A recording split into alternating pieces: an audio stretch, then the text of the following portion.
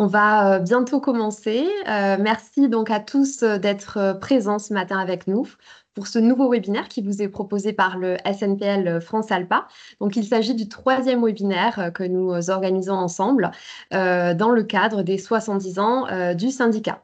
Donc, aujourd'hui, pour parler d'un sujet qui, je suis sûre, va beaucoup vous intéresser, nous avons avec nous Fanny Aronson, qui est pilote de ligne et membre du bureau exécutif du SNPL. Bonjour Fanny. Bonjour Laurie, bonjour à tous et à toutes. Et nous recevons également le docteur Sandrine Launoy-Rolina, qui est médecin pneumologue, spécialiste du sommeil et présidente du réseau Morphée. Bonjour docteur. Bonjour et merci de l'invitation. Avec plaisir.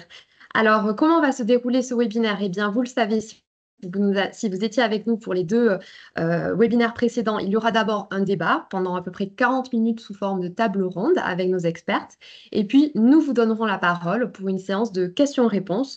Donc, n'hésitez pas à poser toutes vos questions dans l'onglet Q&A, questions-réponses, tout au long de la session. Voilà. Un dernier mot pour vous dire que le webinaire est enregistré et que le replay vous sera bien sûr envoyé à l'adresse email avec laquelle vous êtes inscrit un petit peu après notre réunion. Alors, de quel sujet allons-nous parler ce matin? C'est un sujet qui préoccupe largement la profession des pilotes. Vous le savez, depuis plus d'1 an, certains constructeurs aéronautiques, Airbus et Dassault, travaillent sur le projet dit du RCO, Reduced Crew Operation.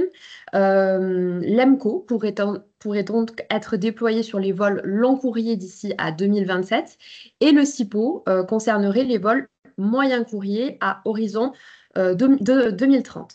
Alors, en quoi consistent ces projets? Eh bien, il s'agit d'automatiser encore plus les avions avec l'objectif de supprimer l'équipage renforcé. Résultat, il y aurait moins de pilotes aux commandes des avions de ligne et c'est une évolution effectivement significative. Donc concrètement, ça signifierait qu'il pourrait n'y avoir plus qu'un seul pilote aux commandes pendant la phase de vol de croisière. Fanny Aronson, vous qui êtes pilote de ligne, est-ce que vous pouvez nous expliquer d'abord ce qu'est l'équipage renforcé qui pourrait donc être supprimé et en quoi ces projets modifieraient considérablement la composition d'une équipe à bord du poste de pilotage? Ah, il me semble que nous avons perdu Fanny. Fanny, est-ce que vous êtes là? Ah, il semblerait que notre experte ait été déconnectée. Je suis navrée pour ce contretemps technique.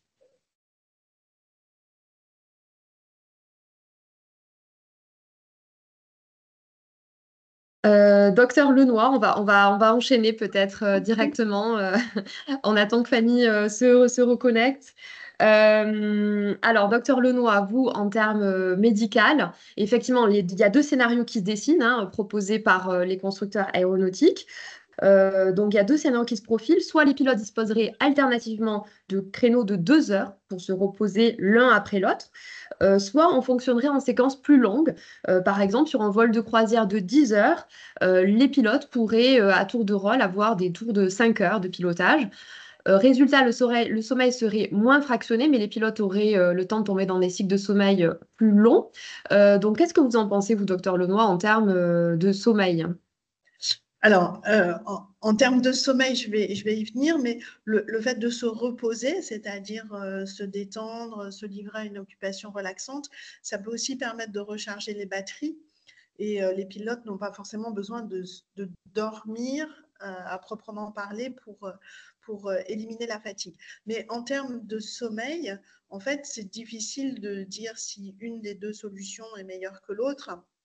Le problème des périodes plus longues, c'est que ça va inciter les pilotes à dormir plus profondément et donc à rencontrer le problème de l'inertie du sommeil qui est vraiment très problématique et qui est favorisé par un réveil à partir du sommeil profond. Donc plus on a de temps pour dormir, plus on a de risques, entre guillemets, de rentrer dans un sommeil profond.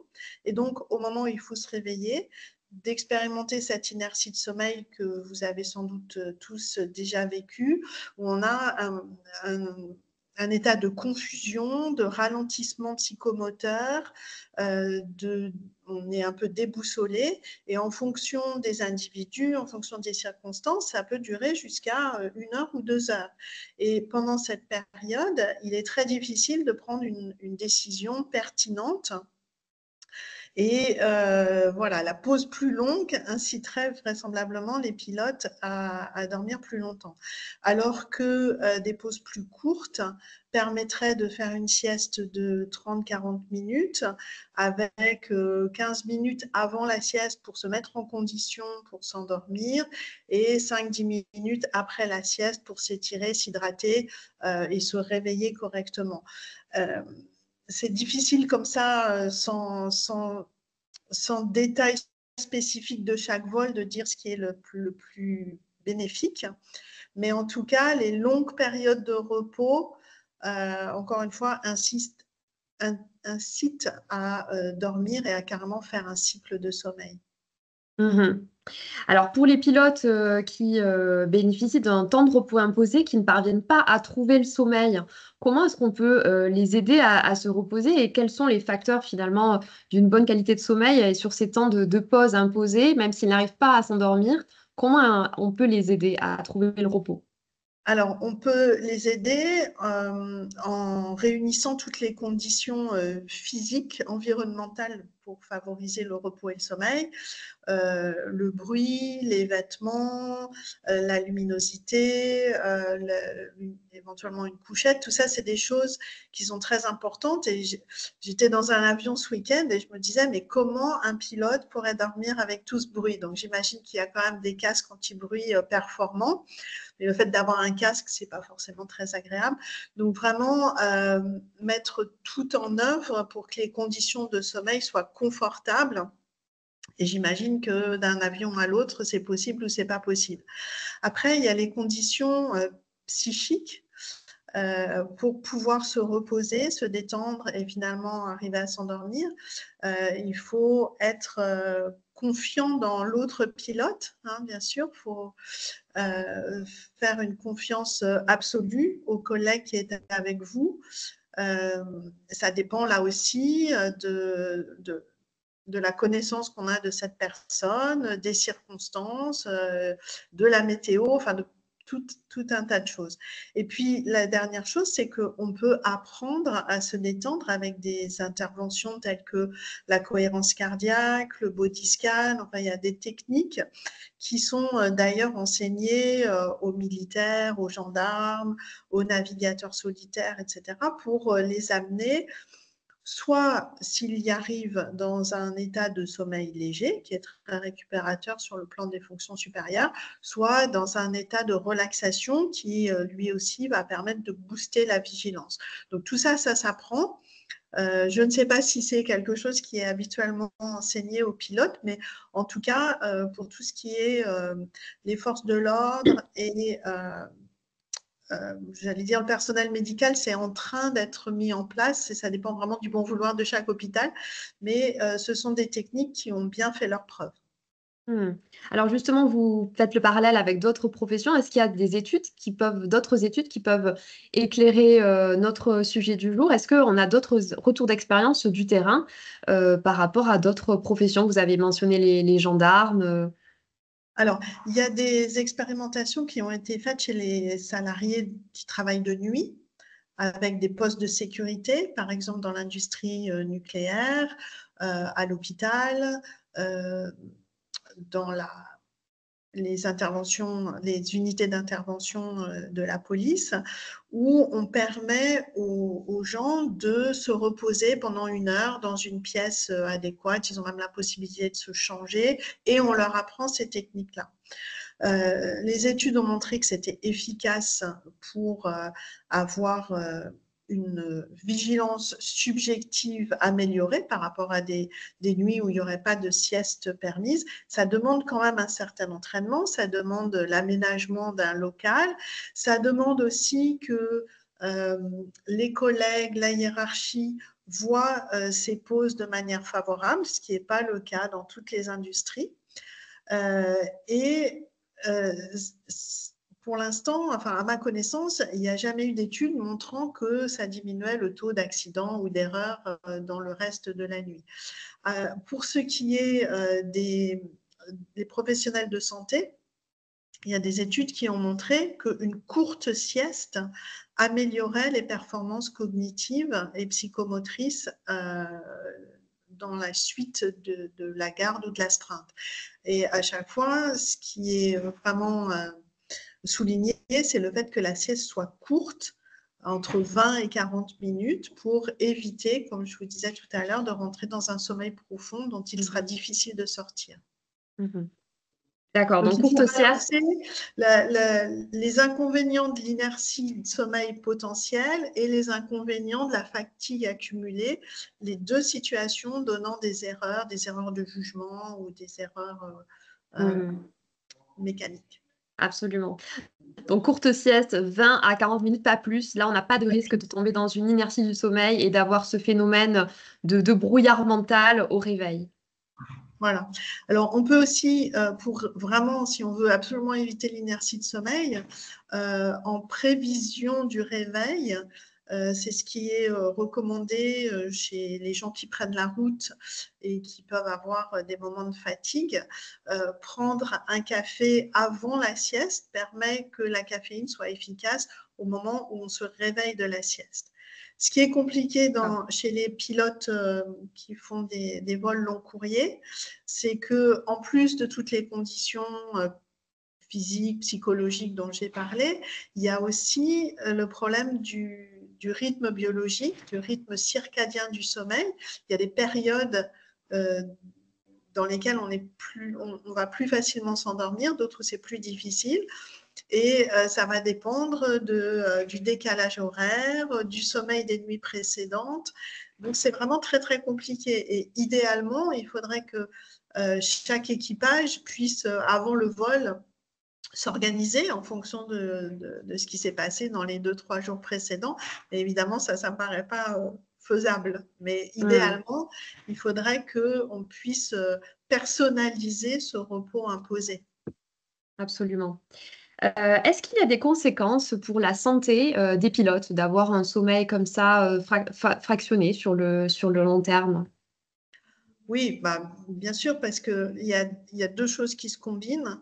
La première chose, c'est le stress. Donc, le stress, c'est jamais bon pour le sommeil.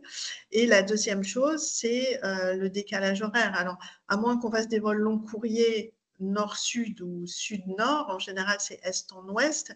Et donc, on traverse plusieurs fuseaux horaires. Ce que j'ai appris de certains de mes patients, c'est qu'il y a des temps de repos quand même entre les vols, sauf que quelquefois, par manque de personnel ou pour une raison X ou Y, certains sont obligés d'enchaîner des vols alors qu'il n'y a pas eu la période de repos. Mais au-delà de la durée de sommeil, la régularité de sommeil est très importante pour la santé. Et donc, on imagine bien qu'un pilote qui fait des vols long courriers d'est en ouest de manière régulière finisse par avoir des difficultés à s'endormir et puis de la somnolence à d'autres moments. Et ça, c'est inhérent à la profession de pilote ou de personnel navigant. Là, on parle des pilotes, mais c'est valable pour tout le personnel navigant. Merci beaucoup, docteur. Alors, je vois qu'il y a une personne qui lève la main parmi nos participants. Je vous invite à déposer votre question dans le chat, dans l'onglet Q&A qui se situe au niveau en haut de votre panneau de configuration de bord. Donc, vous pouvez nous poser votre question là et on va la prendre. Justement, ce serait intéressant d'avoir des questions du public. Donc, n'hésitez pas à déposer vos questions pour le docteur Launois, spécialiste du sommeil et qui peut tout à fait répondre à vos questions en direct. Alors, Fanny Aronson, je crois qu'elle s'est reconnectée. Elle est avec nous. Fanny, vous êtes là? Oui, c'est ça. Maintenant, je suis là. Du coup, Parfait. connectez avec mon iPad perso parce que le système OSNPL finalement ne fonctionne pas. Alors, est-ce que vous m'entendez bien? Nous vous entendons bien, nous vous voyons bien. Parfait. Bon. Mais c'est ce Super. qu'on va dire finalement dans ce webinaire, c'est que parfois il y a des erreurs techniques aussi qui peuvent arriver. La machine n'est Exactement. pas Et infaillible. donc, c'est bien d'être 2, voire 3. Exactement, c'est ça. J'allais justement y venir. Tout à fait. Les Alors machines sont Fanny, elles aussi faillibles. alors Fanny, je vais vous redonner la parole donc sur ce projet du RCO. Est-ce que vous pouvez nous donner votre sentiment et en quoi ça va modifier donc la composition de l'équipage à bord? Oui, tout à fait. Alors déjà, je vais m'adresser plutôt aux non-initiés pour le moment, juste pour leur expliquer un tout petit peu comment ça se passe aujourd'hui à bord d'un avion de ligne. Donc aujourd'hui, à bord d'un avion de ligne, nous sommes toujours 2 pilotes aux commandes, donc un commandant de bord et un copilote. À longueur de temps, il y a 2 pilotes aux commandes. Et donc, sur un vol long courrier, si le vol n'est pas très long, eh ben, on part à 2 pilotes et du coup, on est toujours les 2 aux commandes. Sur un vol qui est beaucoup plus long, on va organiser des tours de garde pour qu'il y en ait un qui puisse de temps en temps aller se reposer. Alors pourquoi est-ce qu'on irait se reposer? Tout simplement parce que le vol est très long et qu'une des phases les plus chargées, ça peut être notamment la phase d'approche, où peut-être qu'on va avoir à gérer des évitements d'orage, un fort trafic, peut-être une remise de gaz, donc on va repartir, faire un tour. Donc phase très chargée. Et donc pour ça, évidemment, vu que ça se passe à la fin du vol, il faut pour ça avoir pu se reposer un petit peu. Donc on fait des tours de garde, ce qui fait qu'il y a toujours 2 pilotes aux commandes devant et 1 ou 2 qui sont dans la couchette. Donc on part à 3 ou 4 sur les vols très longs, style Paris-San Francisco, Paris-Tokyo par exemple, ou autre.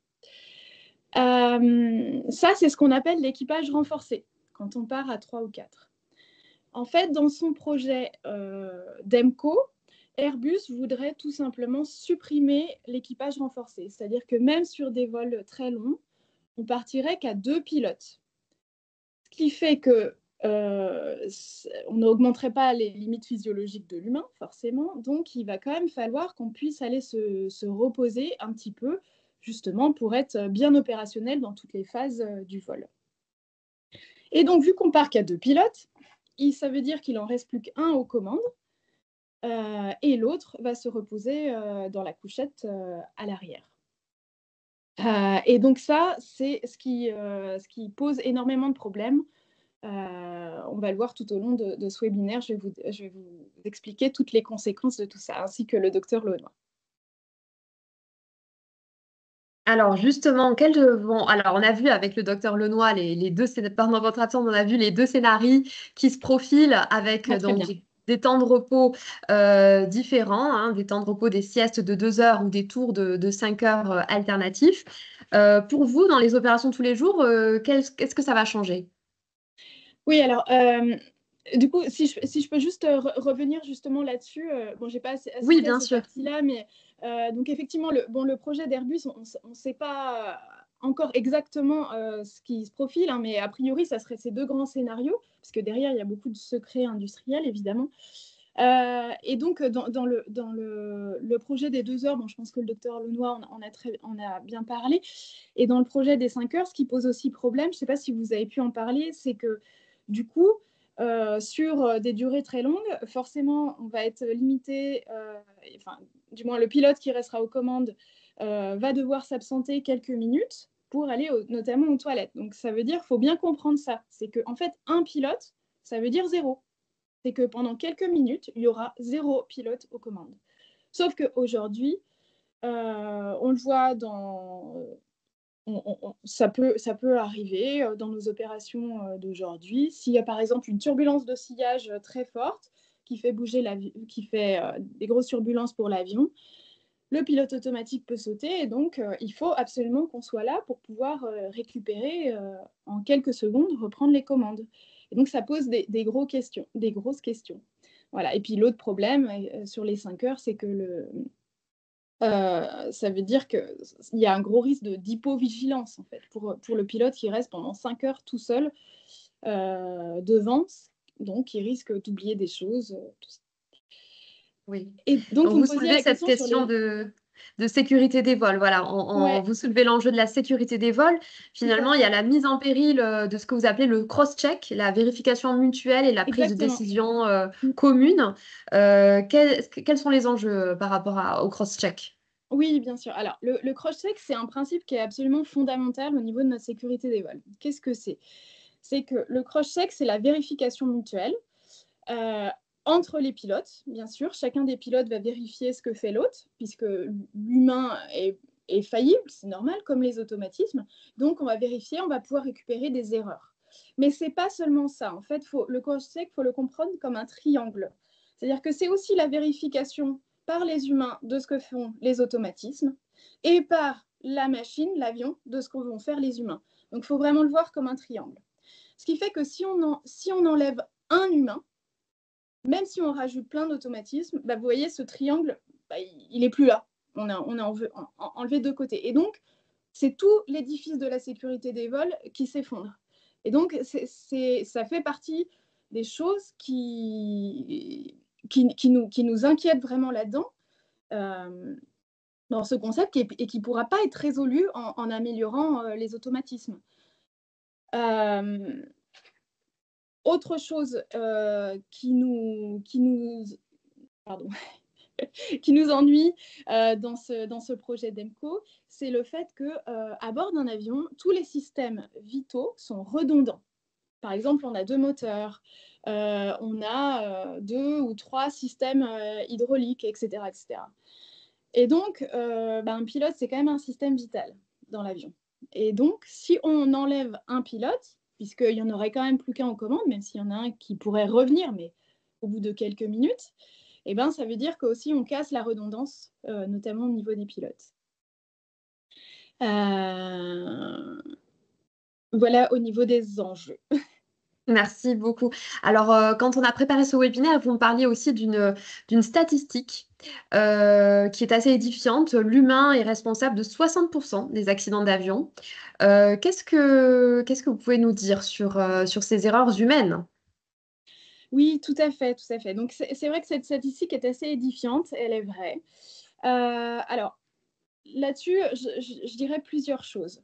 D'une part, l'humain, c'est le dernier rempart de la sécurité des vols. Donc, c'est aussi normal qu'il y ait cette statistique. Ensuite, on s'intéresse aujourd'hui, en fait, tous ces chiffres-là, on parle de sécurité des vols, mais finalement, ce sont des chiffres d'insécurité des vols. Parce que finalement, on ne s'intéresse jamais à ce qui s'est bien passé. Or, aujourd'hui, il y a tous les jours, les pilotes ou alors les autres humains autour de l'avion font plein d'actions pour rattraper plein d'erreurs qui viennent de différentes sources. Et notamment grâce à des procédures, grâce à plein de micro-décisions. Donc déjà, on a un prisme qui nous oriente vers l'insécurité finalement. Ensuite, les automatismes, on a tendance à pas forcément le considérer, mais on l'a vu déjà tout à l'heure, les automatismes aussi sont faillibles. On a une étude de la NASA qui est sortie il y a quelques années et qui dit que dans 46% des accidents, donc presque la moitié des accidents aériens, les automatismes ont eu un comportement inapproprié ou inexpliqué. Donc finalement, les automatismes on le voit, sont aussi assez faillibles. Et puis aussi, et là, j'en appelle à mes collègues, en fait, on le voit, nous aussi, à bord de nos avions, c'est-à-dire que, par exemple, on a, que ça soit chez Airbus au niveau ça s'appelle des OEB, ou au niveau de Boeing, pour les AFA ou les FCOM bulletins, nous avons des procédures d'urgence à appliquer très rapidement pour pallier des bugs qui sont là depuis la conception de l'avion, qui n'ont jamais été résolus depuis la conception de l'avion. On pourrait parler aussi aujourd'hui, on a beaucoup de cas de brouillage de GPS avec du piratage des GPS. Et bien ça, aujourd'hui, les constructeurs n'ont pas tellement de parade à nous donner par rapport à ça. Et la seule chose qu'on peut faire, c'est que justement, c'est l'humain qui peut être là pour réagir, ou justement ne pas réagir à une fausse alarme. Voilà. Alors peut-être, je vais vous donner peut-être la parole à nouveau, le docteur Launois, par rapport à ces questions de sommeil, de sieste, d'inertie du sommeil, pour que vous puissiez peut-être rééchanger avec Fanny Aronson brièvement. Donc par rapport aux deux scénarios qui se profilent hein, avec ce RCO, donc qu'est-ce que vous pouvez nous dire par rapport aux enjeux de sommeil pour les pilotes que ces deux scénarios posent? En fait, quand on y réfléchit, c'est assez angoissant parce qu'on peut se dire que sur un vol de 10 heures où il y aurait deux shifts de 5 heures, s'il y a un pépin à 9h30, par exemple, au bout de 9h30 de vol, on aura un pilote qui ne s'est pas reposé et qui est fatigué et un pilote qu'on vient de réveiller brutalement de sa sieste pour prendre des décisions en urgence. Donc, c'est vraiment très effrayant en tant que passagère potentielle. Encore une fois, moi, il me semble que ce qui serait le plus judicieux, c'est des phases courtes de repos, avec éventuellement des micro-siestes, des siestes flash ou des siestes courtes de 20-30 minutes. En alternance entre les deux pilotes, mais pour pouvoir, c'est ce que je disais pendant qu'on essayait de vous récupérer, Fanny, pour pouvoir se reposer, voire dormir, il faut avoir toute confiance dans le système de pilotage qu'on laisse derrière soi, c'est-à-dire le collègue qui est tout seul et les outils automatiques qui sont faillibles. Et donc ça, ce n'est pas quand même des situations qui permettent un endormissement facile ou une relaxation facile. Mais moi, il me semble, en vous écoutant et puis un peu en réfléchissant au déroulement d'un vol, il me semble que plusieurs petits breaks seraient beaucoup plus efficaces qu'une plage de 5 heures qui, pour moi, semble assez absurde en fait. Je ne sais pas ce qu'en pensent les pilotes, mais Fanny, si vous vous... en tant que pilote, quelle est votre réaction? Est-ce que c'est vraiment possible pour un pilote de se reposer comme ça, vous qui connaissez les conditions de vol, est-ce que c'est vraiment possible de trouver le repos sur des cycles de 2 heures comme ça? Je dirais que, alors là, je parle de mon cas personnel, mais je dirais que ça peut peut-être être facile une fois de trouver le sommeil, mais ça sera difficile de le répéter sur plusieurs fois. Et donc, du coup, inévitablement, on sera bien moins reposé. D'ailleurs, ça peut être intéressant à soulever parce qu'en fait, aujourd'hui, Airbus dit qu'avec ce projet, ils vont améliorer la qualité de notre sommeil. Oui, parce qu'ils, bien sûr, ils nous veulent que du bien. Alors en fait, pourquoi ils disent ça? Ça peut être intéressant de comprendre. C'est parce que ils ont fait un truc très malin. C'est que dans l'étude de sécurité qui a été faite au niveau de l'EASA, d'ailleurs, une petite note là-dessus, étude de sécurité à laquelle nos représentants pilotes européens ont participé et qui ont demandé sans cesse l'intervention d'un médecin ou d'un expert fatigue aéronautique. Et ça a été toujours refusé. Hein. Donc, il faut savoir qu'aucun médecin ou expert fatigue n'a participé à cette étude. On voit un petit peu le biais avec lequel elle a été faite à la base. Et donc, ensuite, dans cette étude, en fait, au niveau fatigue, on a comparé un vol actuel à 2 pilotes, donc Paris-New York, par exemple, aujourd'hui, sur lequel on n'a pas le droit d'aller se reposer dans la couchette, puisqu'il faut toujours 2 pilotes aux commandes. Et ce vol-là, on l'a comparé avec un vol fait en EMCO. C'est-à-dire sur un Paris-New York, on le ferait en EMCO, et donc il y aurait un pilote aux commandes et un dans la couchette. Et là, Airbus nous dit, mais regardez, vous serez moins fatigué puisque vous irez dans la couchette. Alors, certes, dans ce cas-là, et peut-être sur un Paris-New York, effectivement, on pourrait aller se reposer, alors qu'aujourd'hui, on ne le peut pas, à part repos, donc le repos contrôlé, une toute petite sieste effectuée sur le siège de pilotage, mais dans des conditions très particulières. Mais en fait, l'EMCO, on est d'accord qu'il est fait pour supprimer l'équipage à 3 ou 4, donc pour les vols beaucoup plus longs. Et donc, du coup, c'est là où la conclusion d'Airbus est complètement fausse, parce qu'évidemment, à supprimer un pilote, ça ne peut pas augmenter le repos des autres. Voilà, donc c'est pour ça que... Oui, pardon. C'est facilement mesurable, ça. En médecine du sommeil, on a des tas de tests tests qui sont utilisés pour d'autres professions, pour la conduite automobile. Donc tout ça, c'est mesurable, c'est évaluable. Encore faut-il qu'il n'y ait pas un biais d'entrée de jeu et qu'on ne puisse pas l'aider au moment du démarrage de l'étude. C'est ça, tout à fait. Alors, Fanny Aronson, le projet RCO pose aussi la question de la formation des pilotes. Comment assurer la parfaite formation des jeunes pilotes dans ces conditions de navigation RCO? Il y a aussi cet enjeu.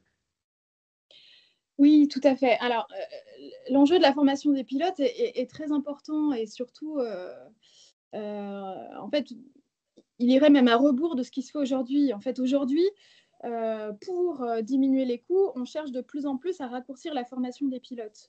Or, pour nous, au SNPL, on considère que justement, plus on automatise un avion, et plus justement, il faudrait mieux former les pilotes. Parce que justement, c'est beaucoup plus compliqué de rattraper une situation quand un avion est hyper complexe. Et là-dessus, eh bien, la FAA est tout à fait d'accord. La FAA a publié il y a quelques années un rapport là-dessus en dénonçant justement ce raccourcissement des formations pour justement demander que les formations soient plus longues et mieux axées sur le pilotage et sur le fait de pouvoir rattraper les commandes. Et j'ajouterais quelque chose là-dessus, c'est que, en fait, moi, je suis copilote depuis quelques années. Et en fait, depuis toutes ces années, en vol, j'apprends à devenir commande de bord. C'est-à-dire que ce n'est pas juste à l'école que j'ai appris ça. En fait, c'est dans mes vols tous les jours, j'apprends à devenir commandant de bord.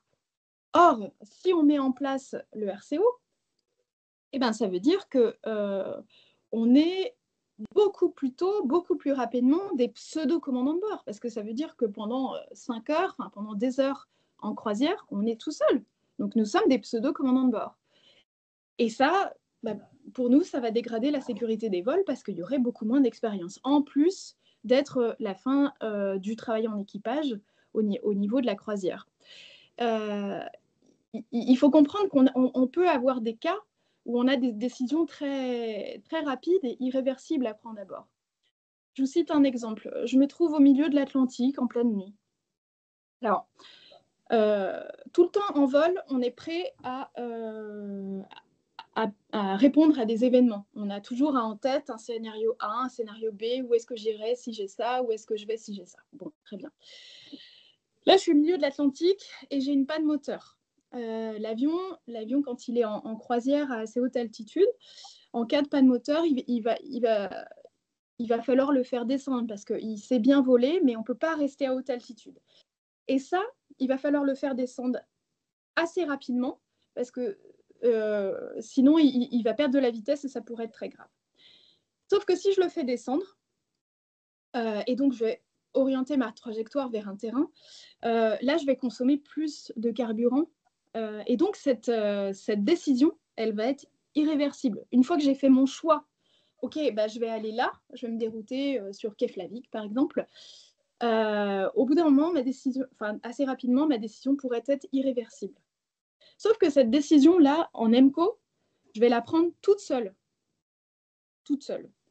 Et ça, c'est ça aussi qui nous semble vraiment très mauvais pour la sécurité des vols. C'est qu'aujourd'hui, ces décisions-là, on les prend en équipage. Donc, c'est le commandant de bord, bien entendu, qui va trancher, qui va prendre cette décision.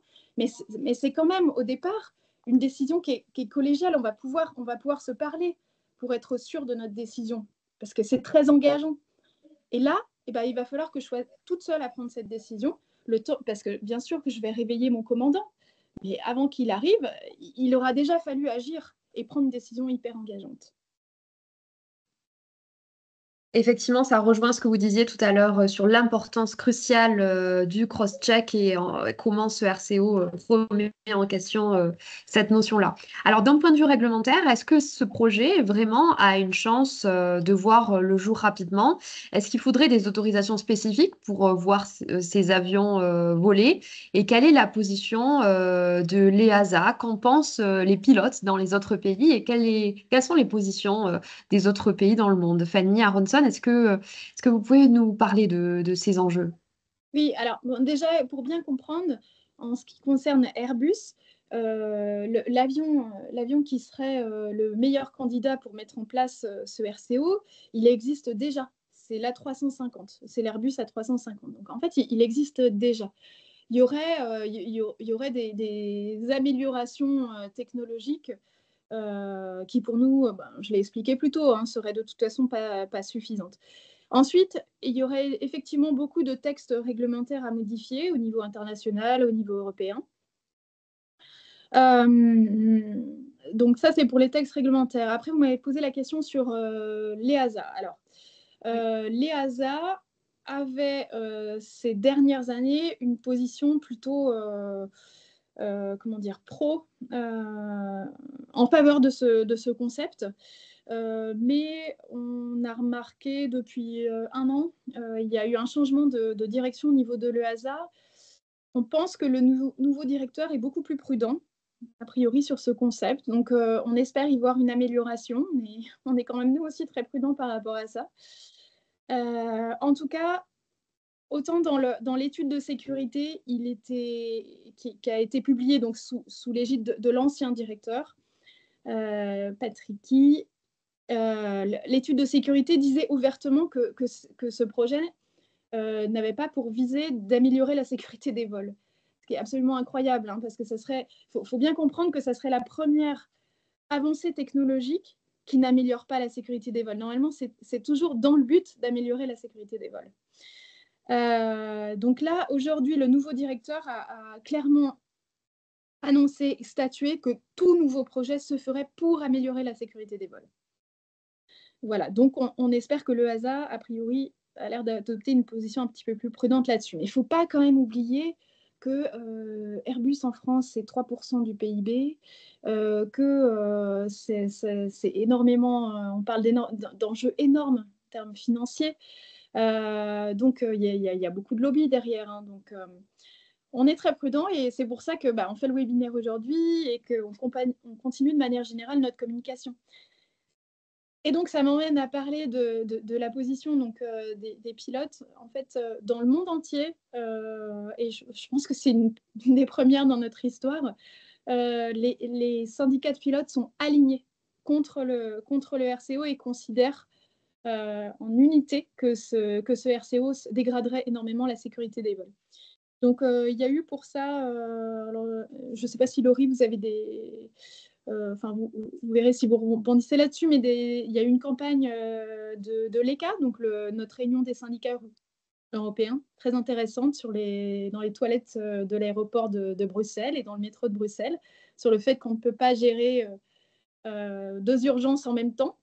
Avec le nom de leur campagne, c'est One Means None. Donc, c'est exactement ce que je vous disais tout à l'heure. Le principe que s'il n'y a plus qu'un pilote aux commandes, parfois, il y en aurait 0. Il y a eu aussi la campagne de communication au niveau IFALPA. Donc, ça, c'est la réunion des syndicats internationaux.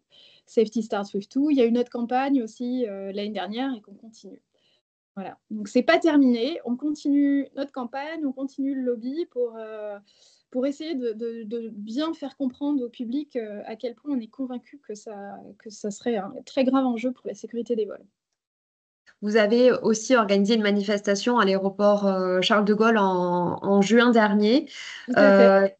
Voilà, donc je voulais rappeler cet élément et effectivement, vous faites référence à la campagne de l'Association européenne de l'European Cockpit Association, pardon. Et donc, vous pouvez aller retrouver cette campagne très humoristique aussi, qui a été réalisée avec beaucoup d'humour sur les réseaux sociaux et sur leur site web. On vous invite à aller consulter cette campagne d'information. Alors, on va prendre quelques questions de la salle. C'est le moment où on vous donne la parole. Donc, n'hésitez pas à aller dans l'onglet Q&R pour prendre quelques questions. Vous avez été plusieurs à déjà nous poser des questions. Alors, dans le passé, on a déjà supprimé des postes comme l'opérateur radio et le mécanicien navigant. La position du SNPL n'est-elle pas purement dogmatique, anti-progrès? Fanny Aronson, c'est une question pour vous. Oui, c'est une question qui revient de temps en temps. Alors, eh ben non, pas du tout. Parce qu'en fait, alors déjà, par le passé, comme vous venez de le rappeler, ce n'était pas des pilotes qu'on avait supprimés. C'était mécanicien navigant, opérateur radio, effectivement. Donc, ce n'était pas des pilotes, premièrement. Et deuxièmement, là, on supprime un pilote, mais on supprime surtout l'équipage. C'est ça qu'il faut comprendre. C'est qu'en croisière, il n'y aura plus d'équipage pendant au moins de longues minutes, le temps que l'autre personne puisse arriver et se réveiller et être à peu près opérationnelle. Et donc, c'est ça le gros changement. Ça c'est un abîme, c'est une révolution, en fait. Que du coup, il n'y aurait plus d'équipage. Et donc, ce n'est pas simplement supprimer un pilote, c'est supprimer tout ça. Merci. Alors, on va prendre une autre question. Est-ce qu'on sait ce que pensent les Français de ces évolutions et de ce projet RCO? Alors, on Est-ce avait qu'il y a eu des réalisé... sondages qui ont été faits? Oui, c'est ça. Alors, nous, en fait, au niveau SNPL, on a fait réaliser un sondage par l'Institut Odoxa. Ça, c'était l'année dernière, en mai 2023. Donc, nos adhérents pourront le retrouver sur... normalement, il doit être accessible sur le site. Alors, les résultats de ce sondage disent que... donc, on a 69% des Français qui disent avoir confiance quand ils montent dans l'avion, en l'état actuel des choses. Et ce chiffre-là tombe à 17% si on supprime un pilote. Donc, on voit qu'on a, on a une chute absolument gigantesque de 52 points quand on supprime un pilote, s'il n'y a plus qu'un pilote aux commandes. On avait le chiffre aussi de... Donc, il y a 80% des Français qui, du coup, pensent que ça serait une mauvaise chose si on supprimait un pilote. Voilà. Donc, je vous enjoins à aller voir ce sondage pour avoir les différentes données. Absolument. Pour un sondage qui est disponible donc, sur le site du SNPL France ALPA. Alors, une autre question. Quelles sont les implications psychologiques pour les pilotes travaillant dans un environnement de plus en plus automatisé? Donc, comment est-ce qu'on peut imaginer que les pilotes se sentent avec de plus en plus d'automatisme et surtout avec finalement cette absence de copilotage et ce binôme qui serait un petit peu malmené? Alors, bon, déjà, ça, je ne l'ai peut-être pas précisé plus tôt, mais ce que je veux préciser, c'est que les automatismes, pour nous, ce n'est pas du tout l'ennemi, hein. On est tout à fait pour les automatismes. Par contre, on pense que les automatismes sont absolument complémentaires de l'humain. En fait, l'humain ne peut pas être remplacé par un automatisme. Voilà, on est complémentaires. Alors, l'impact psychologique, j'ai du mal à l'évaluer. Ce que je peux juste vous dire, c'est qu'aujourd'hui, on a tous été sélectionnés pour travailler en équipage, pour faire de la coopération. Et que du coup, là, dans ce cadre-là, oui, on serait tout seul pendant 5 heures. Alors, on peut supposer que, comme le disait le docteur Lenoir, hein, ça pourrait être intéressant d'avoir votre avis là-dessus. On peut supposer que, voilà, il y aurait de l'hypovigilance, difficile de rester concentré, voilà, des choses comme ça. De toute façon, nous, on n'est pas du tout en faveur de ce projet-là. Merci beaucoup. Alors, on va prendre encore quelques questions. N'hésitez pas à alimenter le chat. Faut-il craindre plus d'accidents d'avion qu'aujourd'hui? Faut-il craindre plus d'accidents d'avion dans le futur avec ce projet RCO qu'aujourd'hui? Avec tout ce que je vous ai dit et tous les arguments que j'ai développés au niveau de la dégradation de la sécurité des vols, pour moi, c'est évident. Enfin, aujourd'hui, on a l'avion de ligne et le moyen de transport le plus sûr du monde et de loin.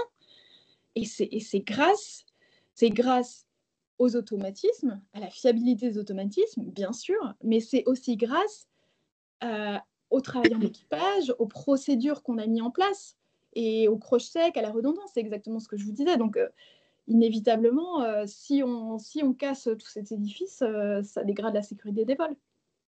Est-ce que vous pensez qu'un scénario comme le vol de l'Hudson aurait pu avoir une fin différente avec un projet MCO, par exemple? C'est très intéressant ce que vous dites. C'est-à-dire que ça montre justement la complémentarité des automatismes avec l'humain. C'est-à-dire que bon, la plupart du temps, l'humain, le pilote du moins, a intérêt à rester très proche des procédures et à juste appliquer les procédures. Ça, on est bien d'accord.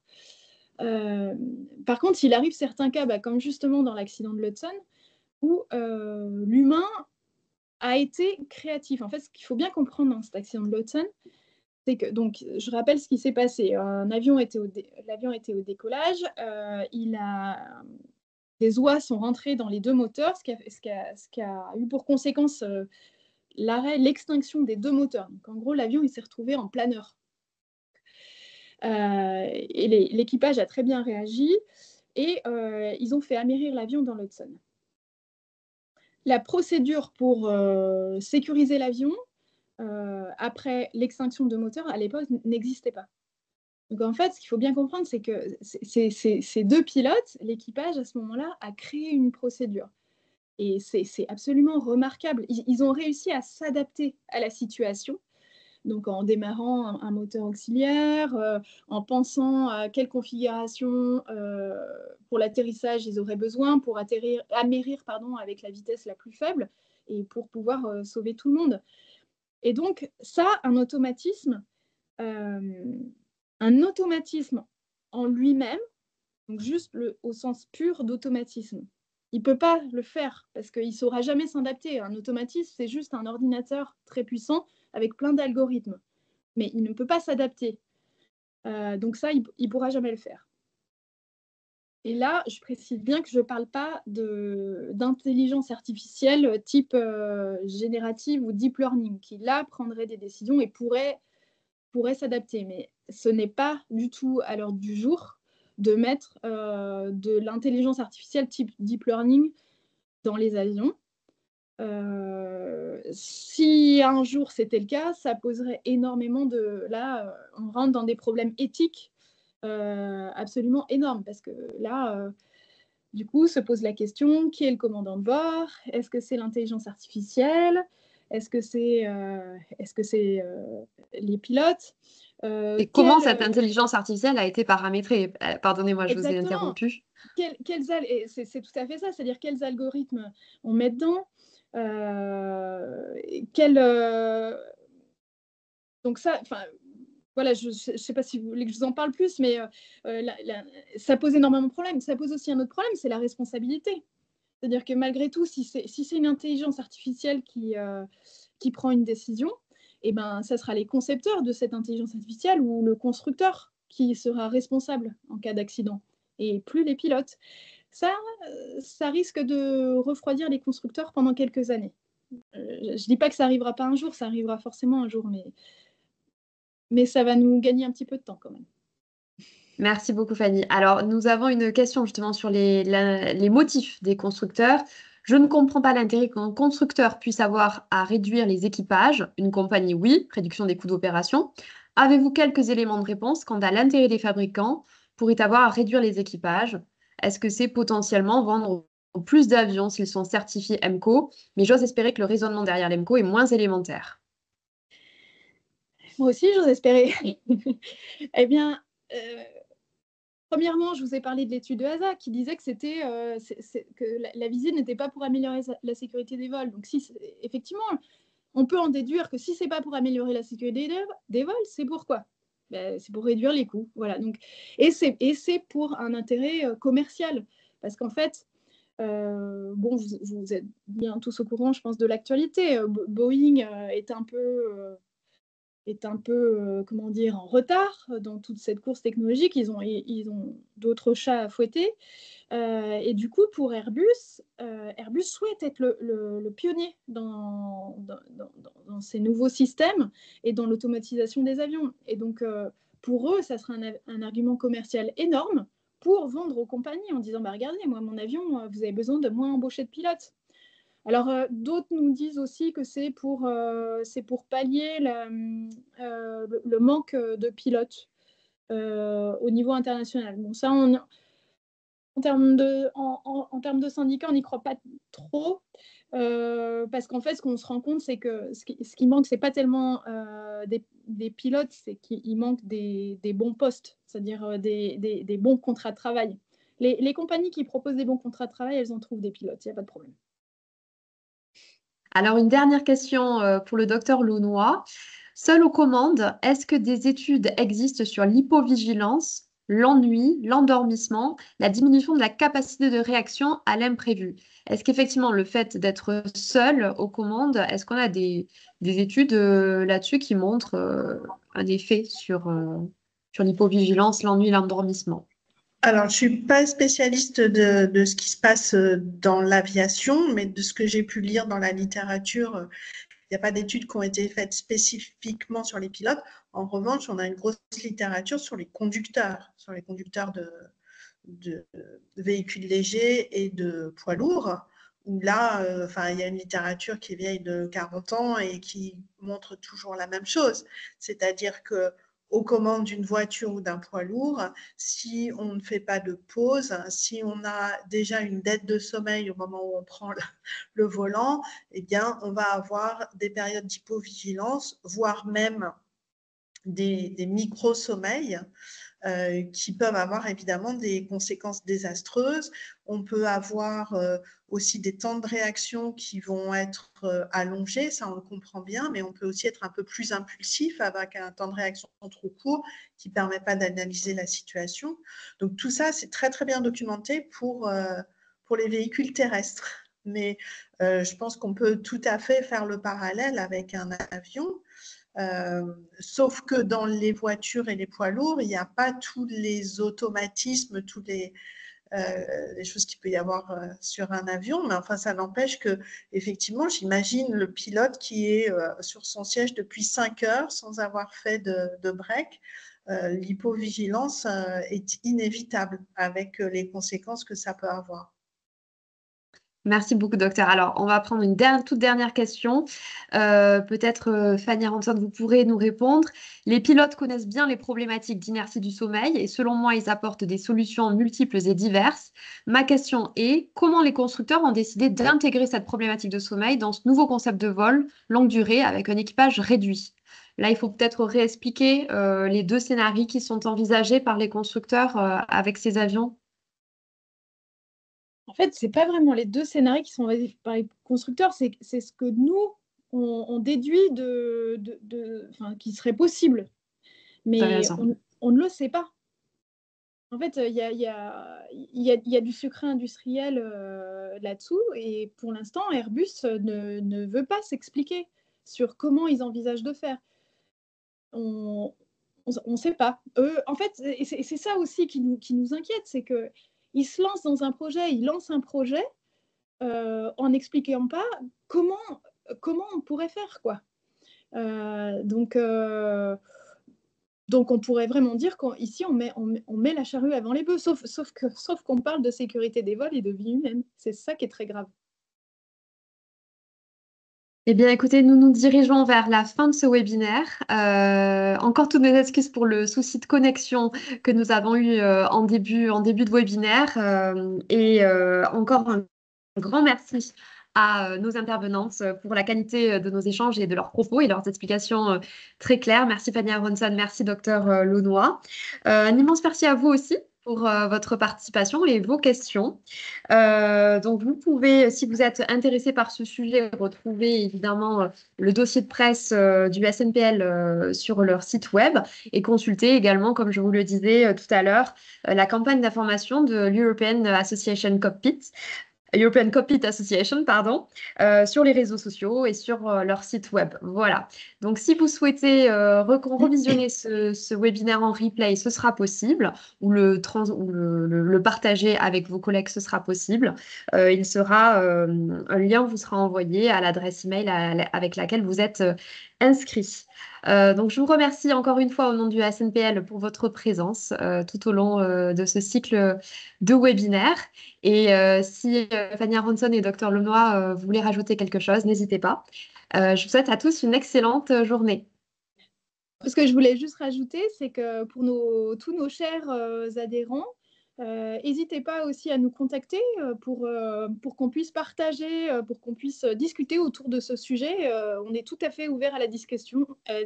Si vous avez en plus d'autres arguments, tout ça, et puis on est toujours friand comment dire, de nouveaux arguments et de personnes pour nous aider, pour nous soutenir. Voilà, donc merci beaucoup à vous pour votre écoute et votre intérêt pour cette question très importante.